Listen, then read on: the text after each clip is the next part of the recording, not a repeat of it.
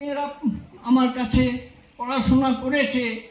মীর আব্দুর রৌফ, মরহুম মীর আব্দুর রৌফ সাহেব চৌধুরী, শামসুল বাড়ি চৌধুরী সাহেব, আর বড় বাড়ি যাদের আশ্রয় ছিলাম। তৃতীয় ছেলে হচ্ছে কাজী রাজা, কাজী ময়না। চতুর্থ হচ্ছে কাজী রাজা। পঞ্চম হচ্ছে কাজী দয়ে। 5 জনই পুরস্কার ওনার হাতে তুলে দিন। একজনের হাতেই 5 জনের তুলে দিন পুরস্কার। কোথা থেকে ঝাড়খণ্ডের কাজী ভাইরা আসতে পারেনি। দলিল দেখতে চান মোগলদের। আমি সেই জন্যই বিশ্বাস করছি যে উনি গুণীজন ব্যক্তি সবাই দেখেছিলাম, সকলের সঙ্গে পরিচয় করব যে মোগল ফ্যামিলিকে পেয়ে আমরা আজকে গর্বিত হয়েছি।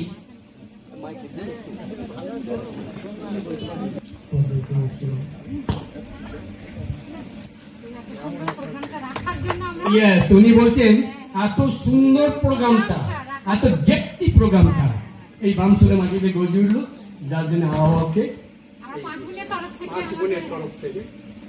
আমি ওদের চলার পথে শুভেচ্ছা জানাচ্ছি। ওরা যেন দীর্ঘজীবী হয়, ওদের সুন্দর সবল কর্মঠ দেহ কামনা করি।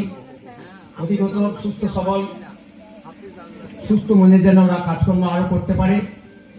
ওরা ছেলে মেয়ে নয়, ওরা দেশের জন্য কিছু করতে পারে, এই বলে ওদের আমি কামনা করছি।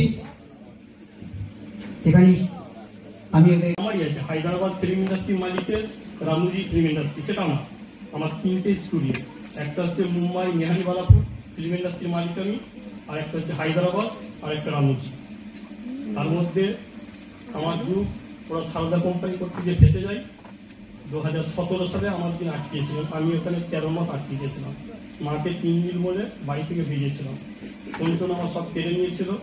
তারপর আমি বললাম, ভাই আমার নিহারি বাবাপুর ফিল্ম ইন্ডাস্ট্রিতে পুরো নিয়ে নে, আমার নায়িকাগুলো সব ছেড়ে দে, তার বিনিময়ে তোরা যদি ওটা রেখে নিস আমাকে 50 কোটি টাকা দেবে। এখন আমার কাছে টাকা নেই। এটা বলে ওরা বলেছিল কিছু কম দিবেন। তারপর এটা ফয়সালা করে আমি বেরিয়ে এসেছি। এখন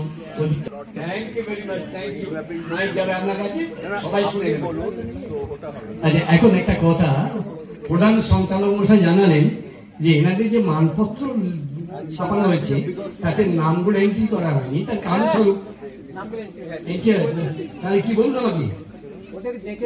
ও ঠিক আছে, আচ্ছা সরি সব ঠিক আছে, আপনি দেন।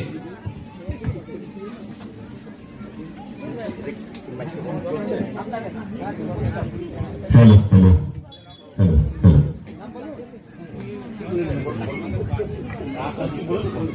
আচ্ছা, আমি সম্মান জানানোর জন্য প্রথমে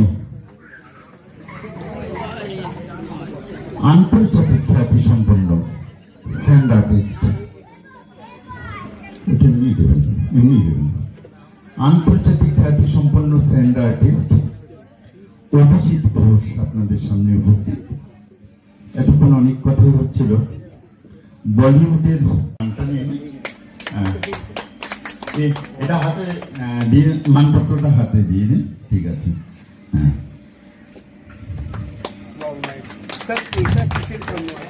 এটা মানপত্র, এটা একটা মানপত্র আছে, পরে আপনি আবার পেয়ে যাবেন। ওকে, আপনাকে একটু পরে বলতে বলছি, একটু পরে আমরা সংবর্ধনা পর্বটা সেরে নিই।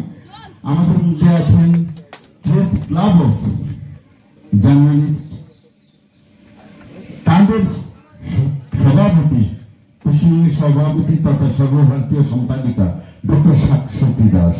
শাশ্বতী দাসকে সম্মাননা দিচ্ছেন। আপনার নামটা? শওকত হোসেন সাহেব। এই গুণগান সংবর্ধনা তাকে সম্মাননা জানানো হচ্ছে কিছু উপহার দিয়ে। এরপরে তরুণ বিশ্বাস সাংবাদিক, তরুণ বিশ্বাসকে অনুরোধ করবো একটু এই দিকটা চলে আসবার জন্য।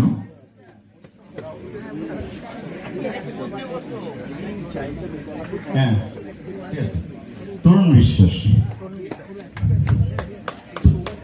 বিশ্বাসকে সংবর্ধনা। উনি এপার বাংলা তো বটে, ওপার বাংলাটুকু সংবাদ পরিবেশন করে থাকেন। তাকে আজকে এই মঞ্চ সংবর্ধনা দিচ্ছে, তিনিও অভিনন্দিত, যারা সম্মান দিচ্ছেন তারাও অভিনন্দিত। আমাদের মধ্যে আরেকজন সাংবাদিক আছেন,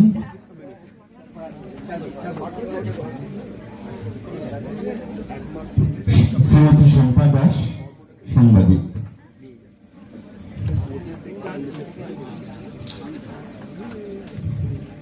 আমাদের অত্যন্ত গুণী ব্যক্তিত্ব,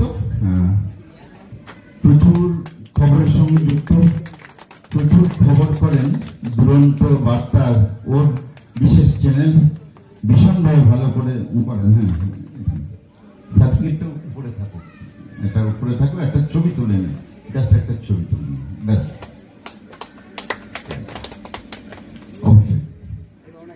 এরপরে আমি দু চার কথা একটু মনে নিই।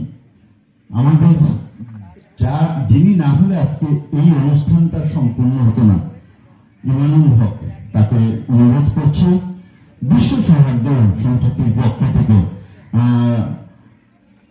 সেন্ড আর্টিস্ট অভিজিৎ ঘোষ তিনি সংবর্ধনা দেবেন। তিনি আপনাদেরকেও যেমন দেখেছেন, আমাদেরকেও তেমনি করে দেখেছেন। তাকে আমরা সরস্বতী আমরা একটু ছোট্ট করে বলে নি, অভিভাবক বলবেন, সেন্ড আর্টিস্ট আমাদের সরস্বতী ম্যাডাম বলবেন। কথা হচ্ছে ঠাকুর শ্রীরামকৃষ্ণ বলছেন, যেখানে দেখবে ছাই ভাইয়া দেখে ছাই, পাইলে পাইতে পারো অমূল্য বেতন।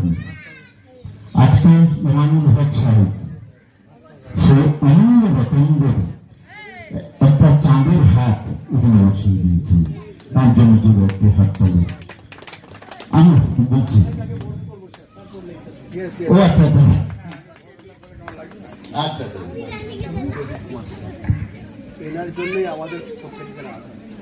এনার জন্যই এতগুলো একসাথে কোথাও বাবু এত সাধু সঙ্গ। প্রদীপ কুমার সেন, প্রদীপ কুমার সেন, লেজুর গুলো বললাম না, প্রদীপ কুমার সেন দিও বলিস। সৌহার্দ্য সম্প্রীতি অনেক বড় বড় কাজের মধ্যে আছি। এই ছোট্ট প্রচেষ্টা, এই ছোট্ট উপহারটুকু নিয়ে ধন্য করবেন এনামুল সাহেবকে এবং আমরা যারা উপস্থিত হয়েছি এই অধম জনের। এরপর আমরা শুনবো কিছু কিছু কথা।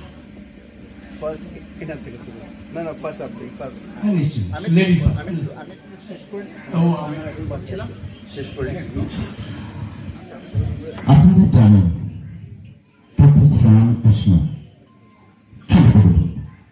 একটু ঠাকুর শ্রীরামকৃষ্ণ তিনি ভেবেছেন আমি যা করি সেটাই কি সর্বশ্রেষ্ঠ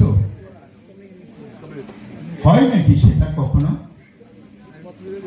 তিনি আপনারা দেখুন বেলুর মঠের পাশে একটা মসজিদ আছে, সেখানে গিয়ে ঠাকুর শ্রীরামকৃষ্ণ সাধনা করলেন, আল্লাহর সাধনা করলেন। তারপরে গির্জায় গেলেন, প্রভু যিশুর সাধনা করলেন। তারপরে তিনি অবশেষে সকলের মাঝখানে তুলে ধরলেন তার সেই বিখ্যাত বাণী। ওই সনাতন ধর্মীদের যেটা জল, মুসলিম সম্প্রদায়ের যেটা পানি, আর ঈসাইদের অর্থাৎ খ্রিস্টানদের সেটাই হচ্ছে ওয়াটার, অ্যাকোয়া। বলছি সব এক, সব এক, ওর মধ্যে কোনো বিভেদ নেই। তাই তো কবির দাস বলতে পেরেছেন, मैं कोई ना मंदिर में ना मस्जिद में, मैं कोई ना मंदिर में ना मस्जिद में, ना कोई एकांत निवास में, मैं हूं तेरा पास में। আমি মন্দিরে নই, আমি মসজিদে নই, আমি একান্ত কোনো নিবাস স্থলে অবস্থান করি না। আমি কোথায় থাকি জানো? আমি একেবারে তোমার কাছেতেই থাকি। मैं कोई ना काशी में ना कैलाश में ना कोई व्रत उपवास में, मैं हूं अपना विश्वास में। আমি কাশীতে নই, কৈলাসেও নই, কোনো ব্রত উপবাসেও আমি থাকি না। আমি কোথায় থাকি জানো?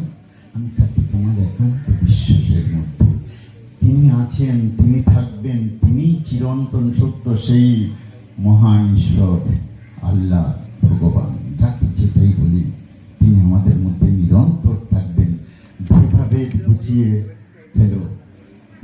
ফেলো মনের কালি, দেখবে নয়ন মধ্যে যে কৃষ্ণ সেই কালী, সেই আল্লাহ, সেই ভগবান, সেই এক।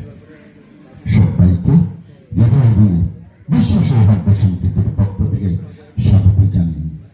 আজকে ইনাদের মতো গুণী মানুষ দেশ সান্নিধ্য লাভ করেছে। আমি একজন গুণী মানুষ, গুণীজন সংবর্ধনা হচ্ছে মরহুম হাজী গোলাম আজগর স্মৃতি রক্ষা কমিটির পক্ষ থেকে। আমি বলি আমি একজন গুণী মানুষ, ভালো কথা বলতে পারি না, তবুও আমি বাচিক শিল্পী। ভালো লিখতে পারি না, তবুও আমি কবি। গলায় সুর নেই, তবুও আমি একজন শিল্পী। আমি কিন্তু একজন গুণী মানুষ। কেন? আপনাদের সকলের মধ্যে থেকে আমি কি বেগুনি থাকতে পারি আপনাদের মতো গুণী মানুষদের মধ্যে থেকে? তাই আমিও একজন গুণী মানুষ, আমি বেগুনি নই, কারণ আপনাদের মতো গুণীদের সান্নিধ্য লাভ করেছে। তাই প্রত্যেকের হৃদয় দিয়ে ধন্যবাদ।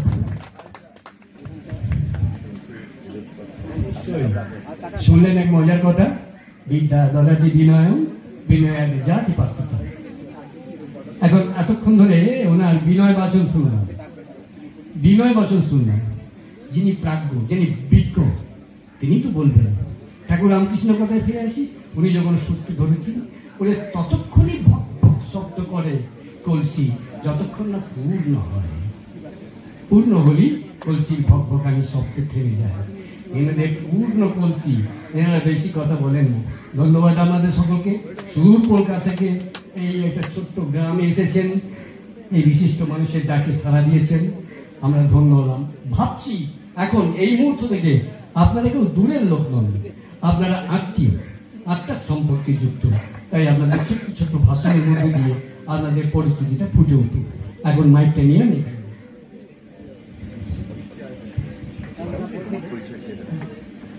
নমস্কার, প্রেস ক্লাব ওয়ার্কিং জার্নালিস্টের ন্যাশনাল সেক্রেটারি আমি।